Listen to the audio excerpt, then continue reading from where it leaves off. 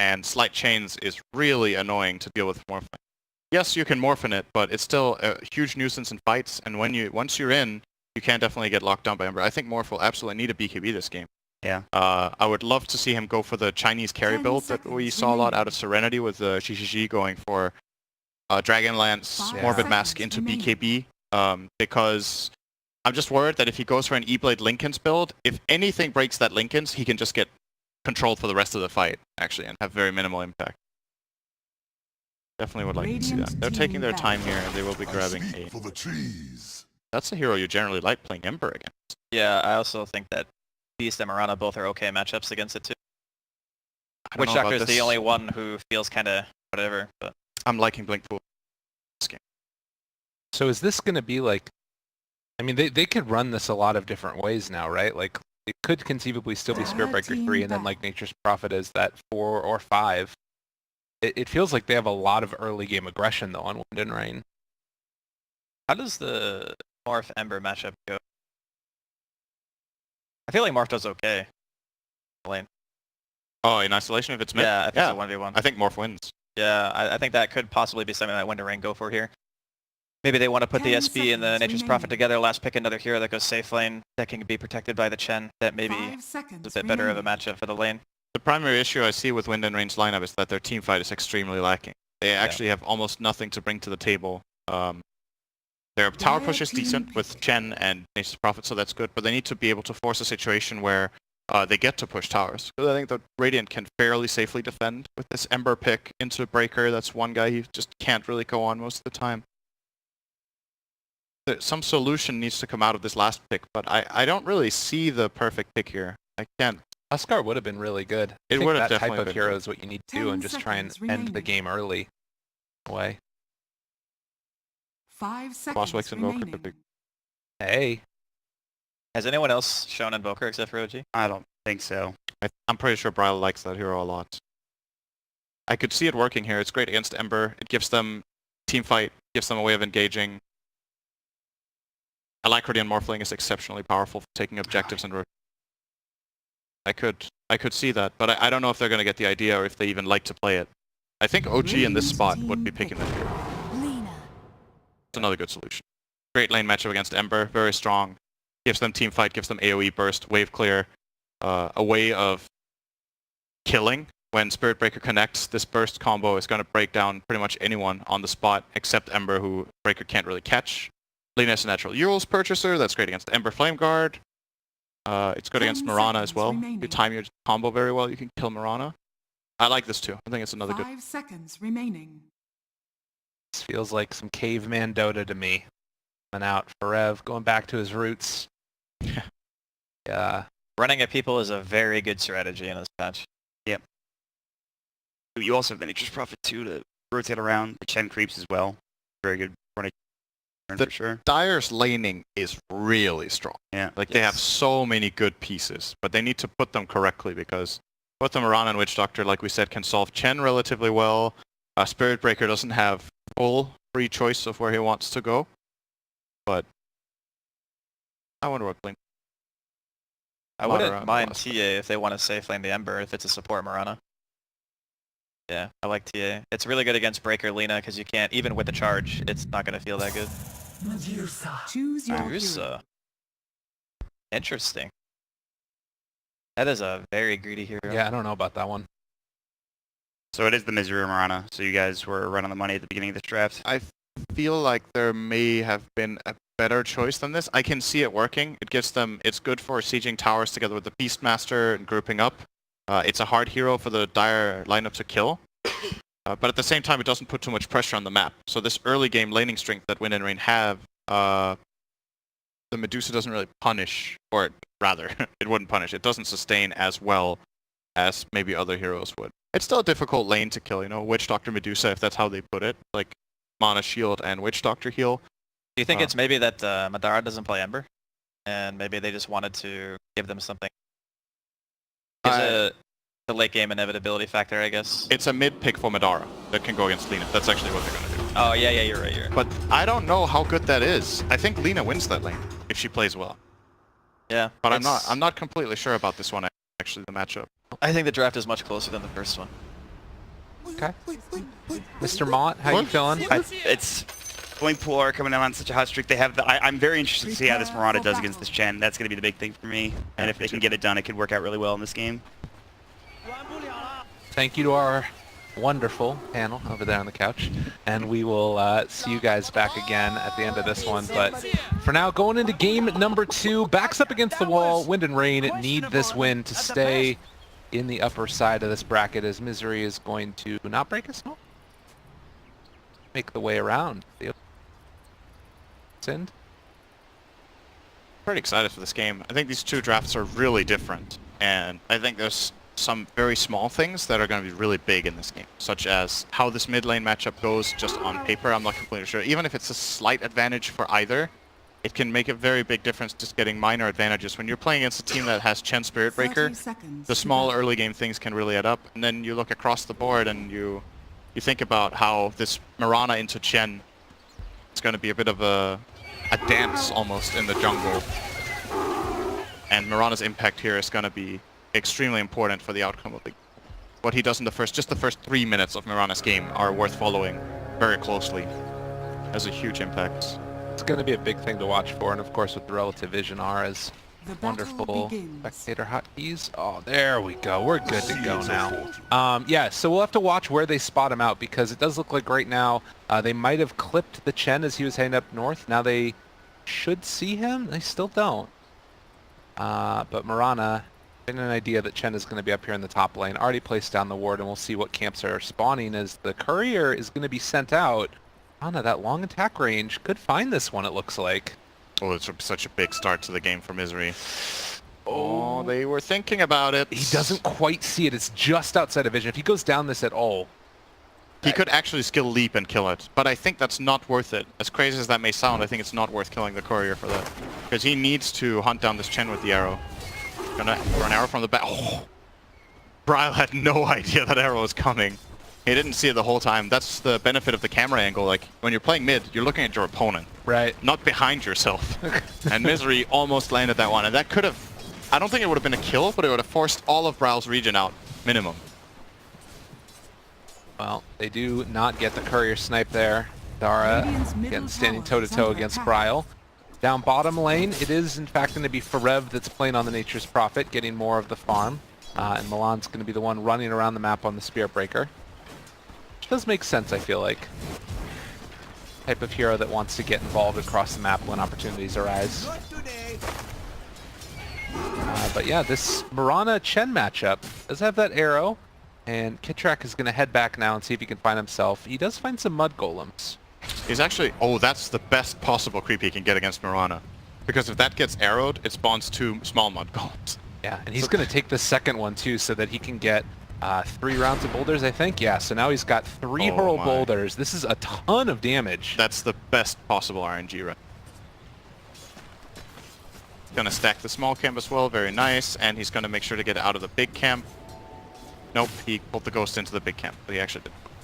He might have been interested, or he did block. He might have been interested in blocking it though against Mirana, I'm not sure. It benefits them both. The Petinants, and here they come. 1, 2, 3, easy as pie. Misery taking a ton of damage. I think he could have killed him actually. He just ran the golem into the tower, the big one.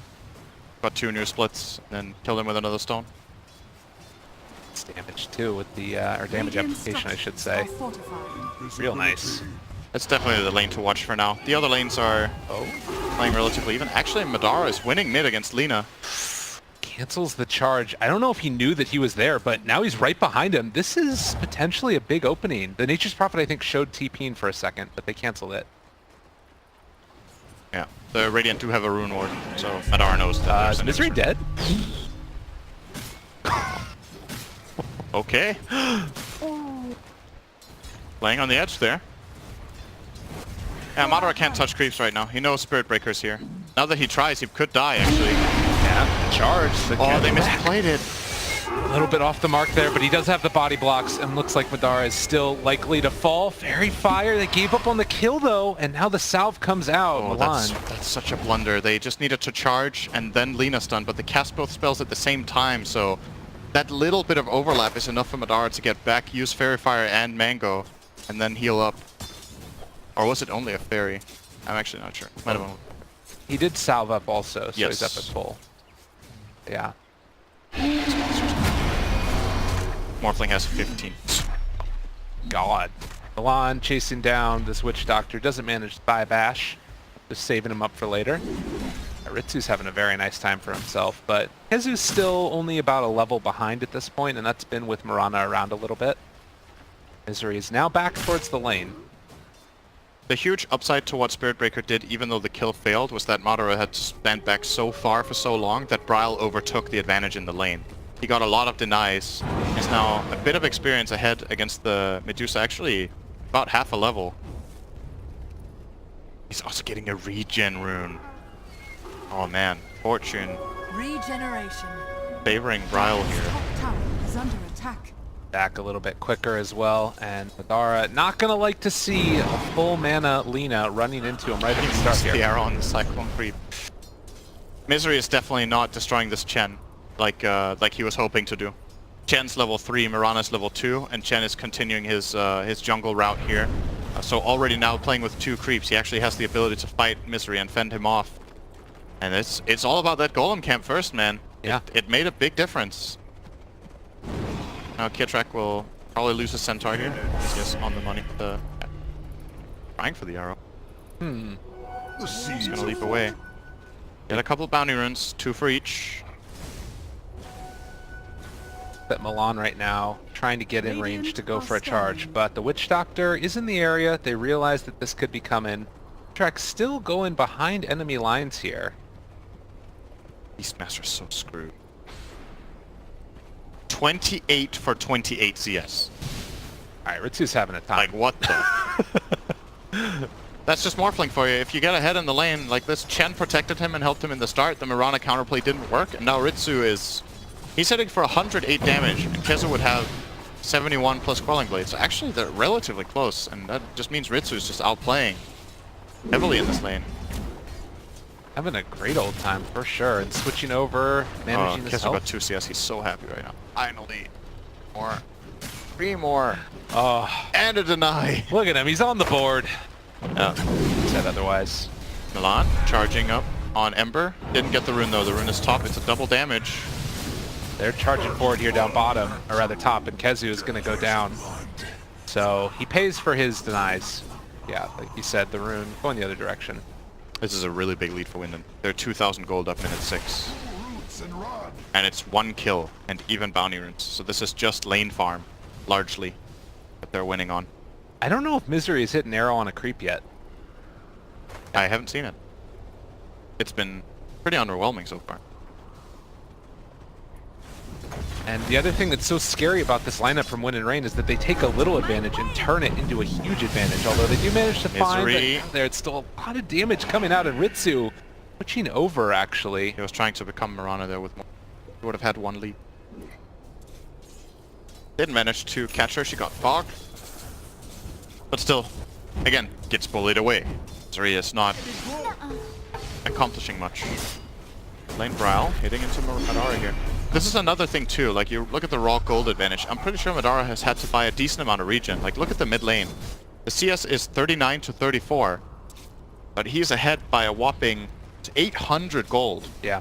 on Lina over Medusa, and that is in a lane without a kill. So this is definitely a lot of regen being purchased by the Medusa. Now top, they roared the morph. They actually got him. Oh, They no. didn't roar. It was an arrow. He's not level 6 at all. I just saw a long stun. I was like, wow, wait, what? Oh, Kiss was level 4. Oh, That is no a arrow. huge boon. That's so much going back their direction. Like the biggest thing is the experience gain. That's a massive kill. That was a big, big arrow for Misery to hit there. And Ritsu was morphed into so much agility that they could actually burst him during the arrow with Beastmaster's physical damage output. Axes in a couple of hits with the aura. Middle tower is under Job attack. done. At the same time, you still have to sort of worry about this matchup, although Madara found here in the mid lane. If they can manage to burst him down as Bryle has a DD, yeah, Madara is feeling very, very dead. They actually turn it instead onto the Witch Doctor rotating in Misery. Oh, almost gets stomped there as well. Where? Well, by the bottom side, they managed to barely TP out. As the Beastmaster Phase gain away. already. Phase double null. Bryle is really strong. They get the D ward also. This Bryle DD rune is going to be able to lay into the tower. Misery Oh, able to cancel. find the stun? Was he mid-animation on Laguna when he got his mana burned by Medusa? He might have been. Wow, that was so close. But they do Or have maybe the he got send back outrange. TP play. Yeah, he's coming back to... Not for you. It's one of those things with Chen, right? It's like, yes, the strong lane, but it's those small things that he does that have such a big impact. Like, just that TP makes a really big difference. Lina, who would have had to run back to base to refill, just immediately gets back to lane and doesn't lose any farm or take damage on her tower. And on the other side of the river, you have a Medusa who's almost lost hers. Minute 9. Yeah. Bottom lane.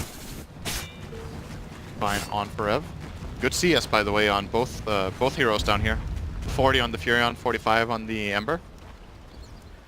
Pretty evenly. The big breadwinner is still this Morphling with 51 to 45. So it's not only that this experience doesn't go to the Radiant, it's all that extra experience he's getting from the denies. Yeah. It's actually helping him snowball quite a bit. He's level 8, the enemy He gets safe arrowed level again 6. though. They find him, and now the damage coming in, he's dead again.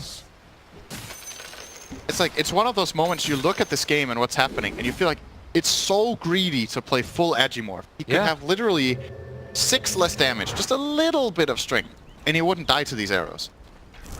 Or if he sees the arrow coming, he just needs to start morphing. But you know, there's always the risk. Misery found the perfect angle there once again to catch him, and Ritsu with 2 Radiant's middle absolutely tower is avoidable under deaths. attack. And the other thing too is I feel like this 10-minute mark, it might be time for them to really get going. I don't think it necessarily hurts them that much, but the bigger issue is that now the Radiant are getting the items that they need to, the levels that they need to be able to defend against the pressure with the siege creep coming in. If they didn't get these 2 kills, I think Kez would have been level 4.5. He's 6.5. It means this much, because he was in both kills, he was next to the Mirana, they got experience, and when the Morph is dead, Kezu got to go to the lane and get some experience too. Milan Seriously, cancels that charge destroyed. right now. And that was one where they might have tried to go in for it with a Nature's Prophet TP in. But instead, it's going to be pressure down bottom. They do manage to hit the stun on the Kaiser, and the damage thrown back his way. Stun. Find him. The cask is still bouncing, but the tower is still falling, and see if they stick around to try and deny it or not. It's very low Witch Doctor. He manages to get the deny, but does pay for it. And now Kaiser, they find the stun follow up there. The Remnant away, not going to happen. He could have jaunted at any time there or activated his Fire Remnant, but I thought he was probably thinking Bryle wasn't going to even try for that stun. You miss the shots you don't take, he takes one and it hit. This is the moment right now. Misery looking for an arrow, and again, now that they have the level 6, he does get hit by it again, but he's up a little bit higher. Ritsu has strength.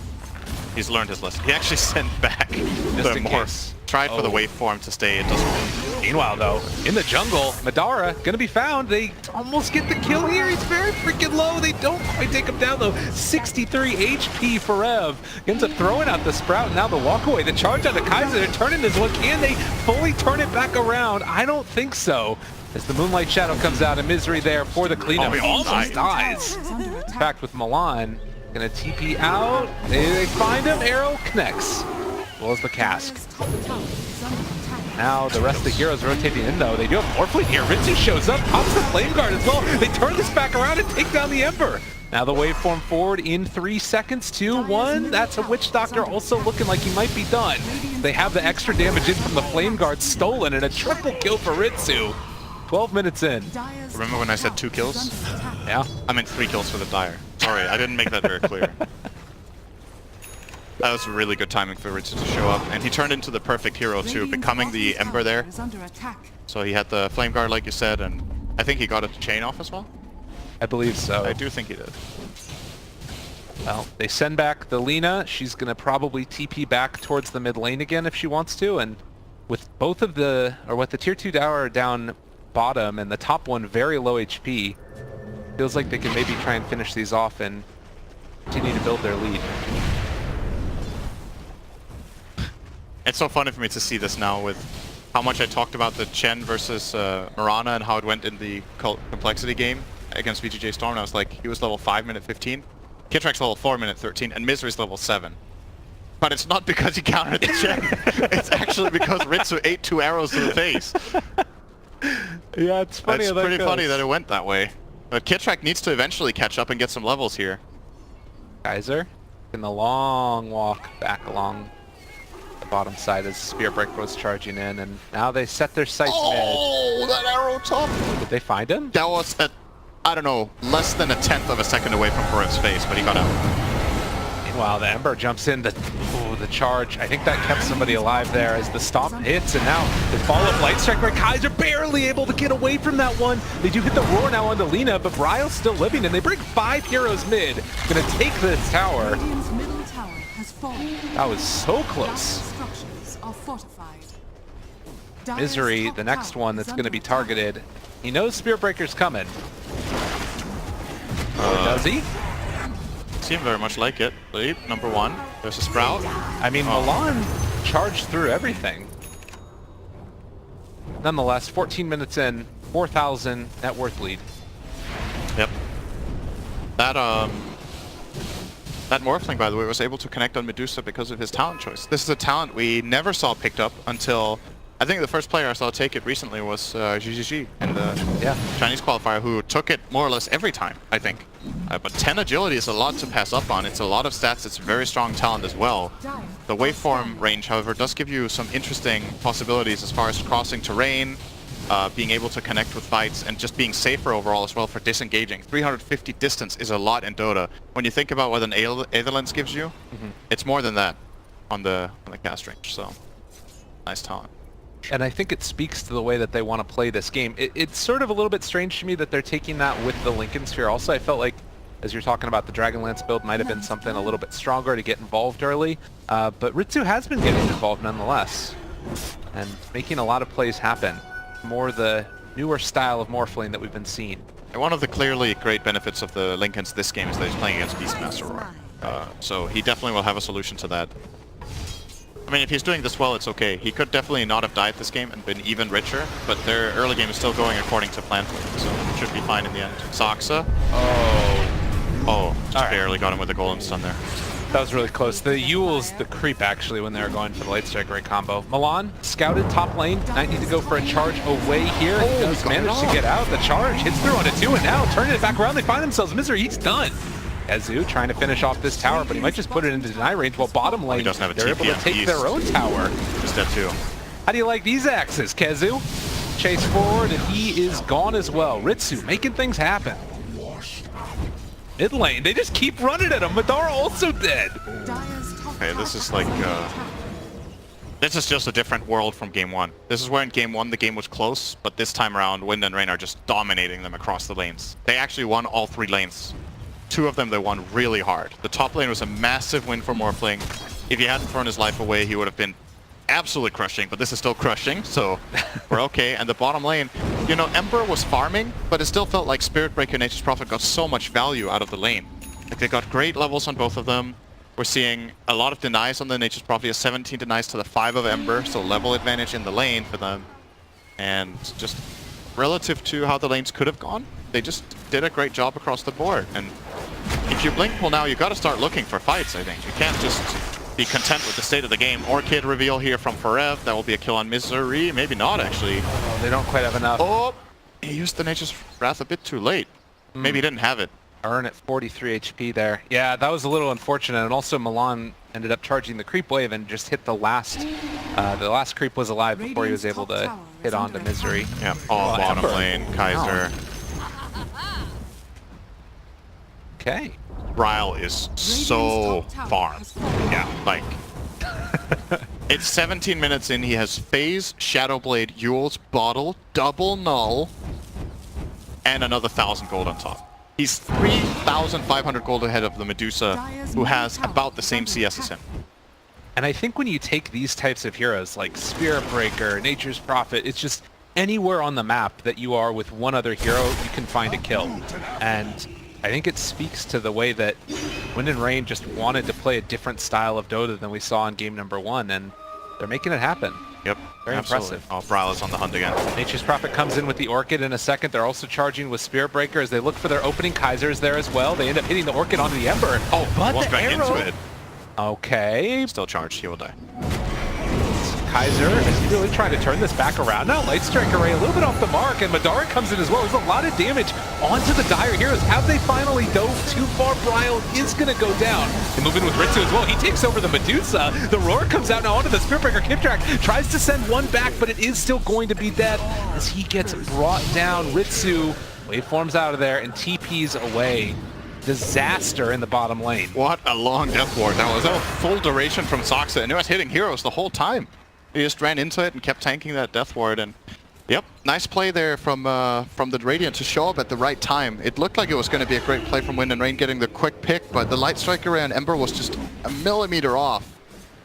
And that's about an inch. It's a lot less. It's a lot less than an inch. It's a very little inch. A little tiny inch. Yep. I need the help. I'm not too good on the old non-freedom units. So 19 minutes. It's down to now just a 5,000. That was a big swing. Worth lead. And a lot of the gold went down Medusa's pocket. I feel like Medusa might not be the hero to target with the morph in these fights, as far as like just raw damage output. Yeah, what options did he have? He could get the Ember, I think. That could have been a difference there, for sure. Level 4 chains currently on the Ember, slight level 1. I guess I understand the desire just to go right in and take whoever you can, because it is a pretty good value, but... I would agree. The Medusa steal is pretty bad, actually. I think the Mana Shield doesn't carry over when you switch back to Morphling, and you don't carry over the Split Shot either, so all you're really getting is the Mystic Snake. While that is a good spell, it's probably not as good as Ember's entire spell kit. Especially considering the Flame Guard does carry over. Right. Oh god? Needs a fortune. Was that a misclick? I think so. What's he healing? Yeah, that was a misclick. Sure, what the... Maybe Brawl was just celebrating, he finally, or Kitrek was celebrating, he finally got level 6 minute 20.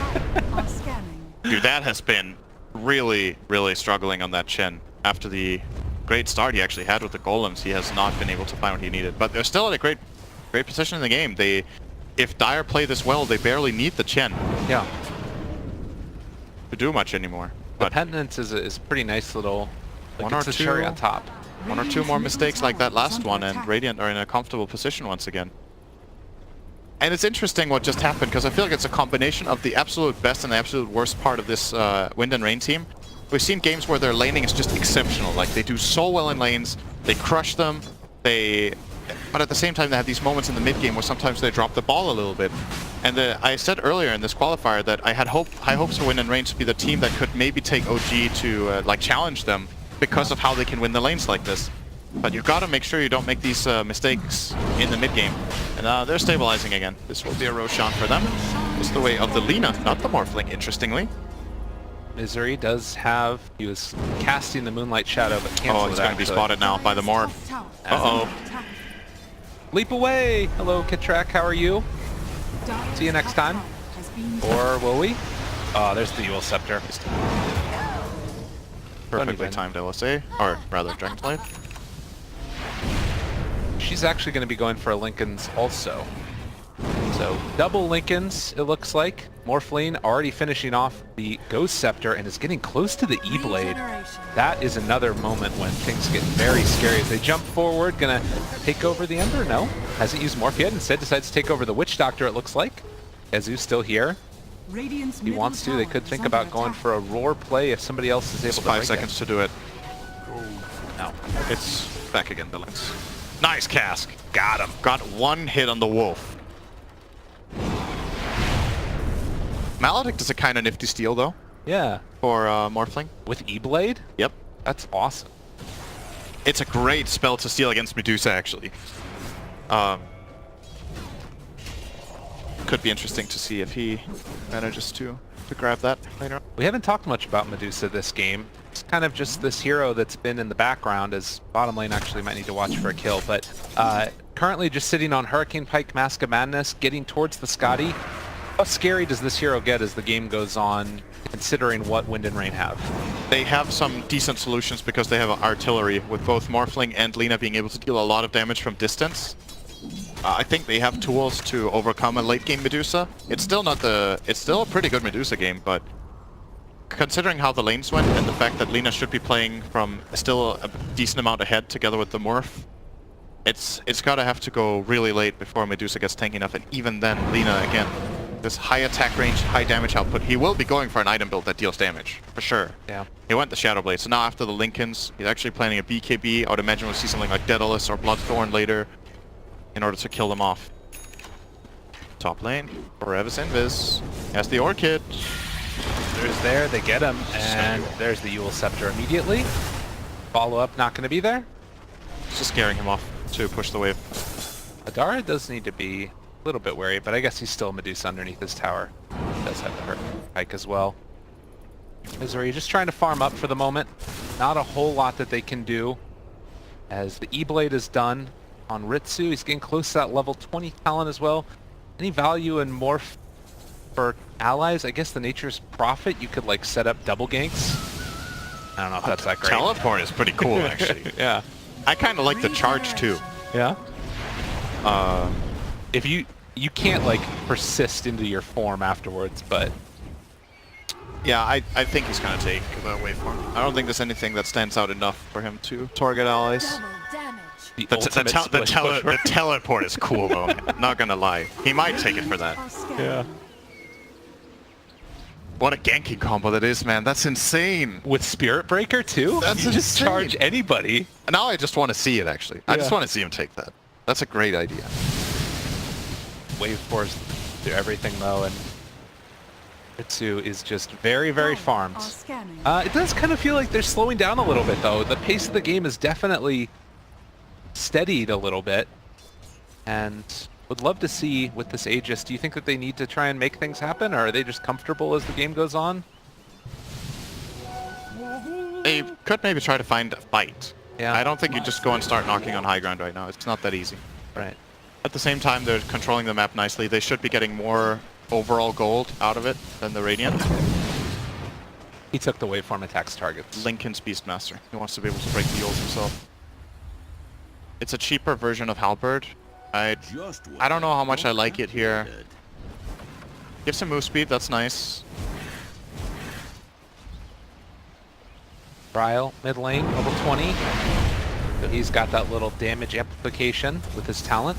As the tier 2 tower is going to start to fall, the Mystic Snake doesn't bounce to the creeps nor Bryle, and this should be a dead tower as waveforms in just goes immediately. Ritsu testing the strength of BlinkPool. Away from it. Damn it. And that was also Forev who goes down, rather takes down Misery. I got it with the Wrath. Oh, he found Kaiser. They're charging him too. This He could does get awkward. have a remnant out. Oh, right away. That's gonna follow him. He knows he's charged. Okay. Man, this is getting a bit crazy here, guys. My camera work is going to be put to the test. The Ember definitely in the dumpster right now in terms of the farm. You take a look at this, still trying to build towards that Maelstrom, and well, they just blow up one. Meantime, Kezu able to walk away from Milan here. They decide to roar him, and that is that. Oh, he got arrowed too. Well, he was stunned for 10 seconds, but didn't take damage. Now the push is coming.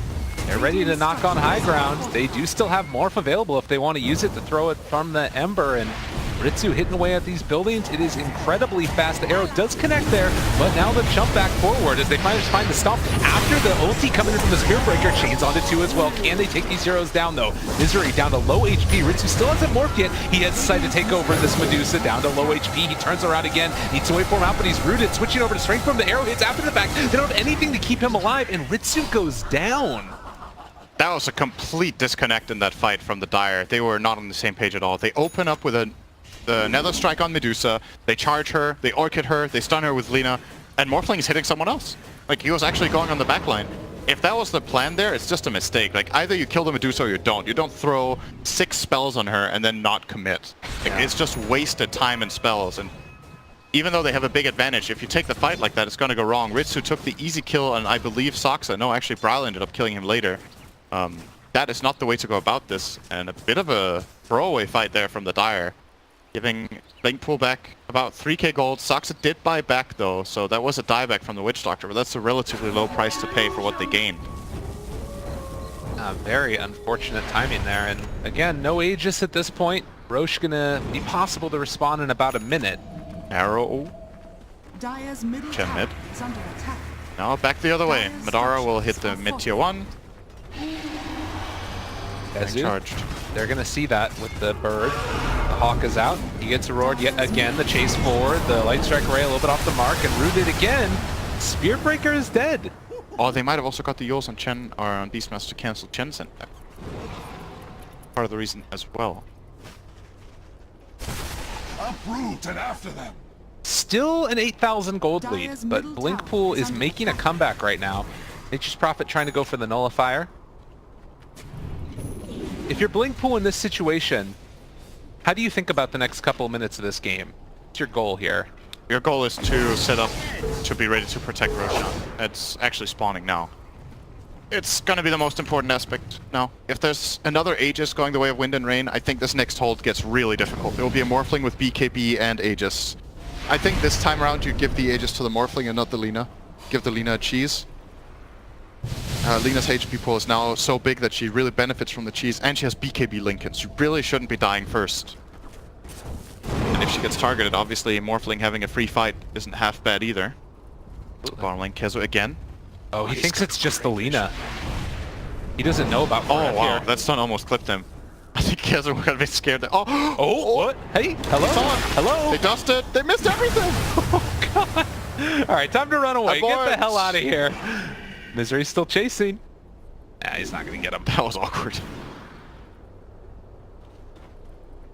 Meanwhile, Milan is going to call off the charge there as well. Now, there's still about, what is that, a minute and a half till Roche. Never refuse But- gold given. Teams do not know that. BKB just now completed for the Morphling. So he's gone Lincoln's BKB with the E-Blade. Dire are scanning. Still feeling like he's got a relatively free game to do what he wants as long as he is not rooted there. And well, the charge coming through. They're going to cancel it yet again. They do run into Kezu here. Another roar. Feels like the story of this game so far, but the turnaround is going to be there. Ryle says, get off my teammate, even though Spearbreaker will eventually die. They get a return kill. They forced the whole team to come there. That's gonna be their top tower loss. They could actually Roche off this, the Dire, if it were up. Sorry, right. It wasn't up. If that was up right now, they would be getting it for sure. They're gonna scout it, I think. No. We send in these trees. I'm not sure what the minimum spawn time was. It might not be up yet. Didn't time it myself. It says it down here. So that when this timer started, that was when it was the minimum spawn time. So it says relatively middle of the road, I want to say. 11 to 20, 9,000 gold lead. 31 minutes in. Madara is starting to become a little bit more of a force as the Hurricane Pike, the Manta, and getting close to that Scotty. Still doesn't have a damage item, so it takes them a long time to kill heroes. Almost no matter which of the cores they go on, it will take a while. This is a long build-up for Medusa when you go these items. When you go Manta, Pike, and Scotty, you're extremely tanky, but you also, relative to your net worth, your damage output is not that great, and it's a split damage carry. And that's the kind of carry that doesn't really kill Morphling. That's why I kind of like this matchup with the Morphling into Medusa, because if Ritsu doesn't massively overstep his boundary, the Medusa is not a threat. He needs to kill the other heroes, or commit with his team on Medusa if that's what they're doing. Kezu gets charged, he has Gem. Could be a big grab. They're just gonna run through? No. Both teams know Roche is up. Doctor was nearby as well, and Dara buys the first component of his Lincolns. We also have an Aeon Disc just now completed for Kaiser. That does mean he has no buyback in this next round of fights that's going to be coming out. And as you said, the Hawk goes through. They're looking for the roar as he's charging through. Again, the Spearbreaker is going to be roared. Milan, Yule Scepter. That's an offensive one, and they will find him. Meanwhile, Bryle, Light Strike Ray, a little bit off the mark. They still find Kezu. He's taking a lot of damage there. The mute, the kill, it comes out. Just look how long it took them to kill that beast. They didn't even kill him.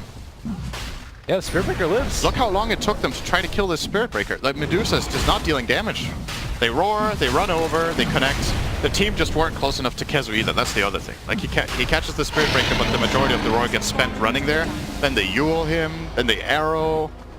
It takes so long, and that's a really big loss for the Radiant. This was the most important aspect of this game right now, was getting this Roshan control. And they kind of just lost it trying to kill us at 4. Forev does have the Aeon Disc. He's gonna proc it. They're gonna proc it nice right away. play by Forev. Oh my Wow. god. Yule Scepter comes out though. He's still living for the moment. Gets out. Oh, he almost deserved that kill. It was so well executed. He knew that the Ember was low enough that one hit was going to proc disc, then he instant Orchid nullified after the disc procced, so he actually had the chance to kill him. This is the only possible way for him to get this kill, and with just a little extra damage he would have got the job done, so that was a great attempt. But Kaiser just a bit too tanky there, and does, fortunately for himself, of course, have a defensive remnant in place. Does get out. And what do you do now if you're Radiant? You gotta just wait, I think. Like, fighting outside your base right now is probably game losing. So, full on turtle mode for the next 5 minutes against this Aegis of Morphling. There is not a whole lot that you need to be pressing for if you're the Dire team. If they want to, they can keep on trying to farm up, or they can just go for a quick play inside the base. Smoke up. Zuri is out relatively far. Easiest kills in the world to get when they know the entire team is going to be right behind, but they do smoke up now. Maybe anticipating that people will be spread out. Kitrak does not break the smoke. Although, as they head back towards the mid again, they're just pressuring towards high ground here. Nobody else is home. That smoke does not do anything. Where's the rest of the team? Well, that cost them half their tower and the glyph. They might get 4F for it, though. That was the plan here. He has a gem. Kezo not committing, though. They feel like they have to go back to base. Kezo and Soxa are missing in their base now. They're just going to start going in. Building this down. He can walk away at this point if they want to. They don't know he can fully commit. The meat is going to be there as well. They find themselves the Medusa. She is starting to die. The pendant's down. She's done. No buyback. And now you're in a hell of a lot of trouble as they pock the Aeon Disc for Kaiser, but no Aeon Discs for buildings. Ritsu turning onto it now. This first lane of barracks is gone.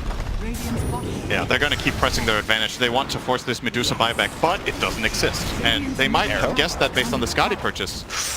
Close call. Ritsu still has Aegis, so he has a bit of a safety net this time. Still a lot of damage. They buy back on the Witch Doctor, and now the second lane of barracks as Ritsu is going to be sent home. But Bryle more than enough with the Treants to finish off this barracks. It's 11 HP, are you kidding me? There were 2 siege creeps that just stopped hitting, and the Treants stopped look, hitting. here it is. This is the play. Send one in. Go forward. Go, Cardi. No, they need a second. All right, they go for it. Ritsu just blows up the Witch Doctor, and Subei Zusea in the face. That was like the worst pronunciation I've ever heard of it. Thank you very much. Subei Zusea? You gotta be the best at something, even if it's being the worst. As the arrow is going to connect onto the Hawk. The Turner, what was that? Chen stole the Hawk?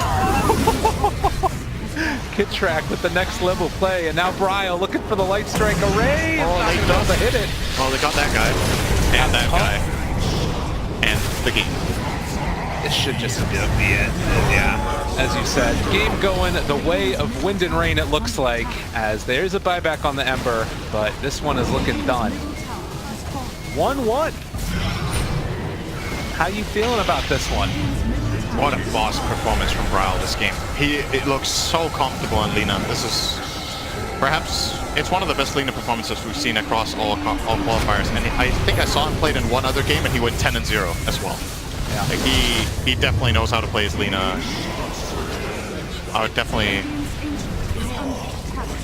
if I were to pick an MVP in this game, it's Bryle for me. He played super well in lane. He made a lot of great moves that got key kills.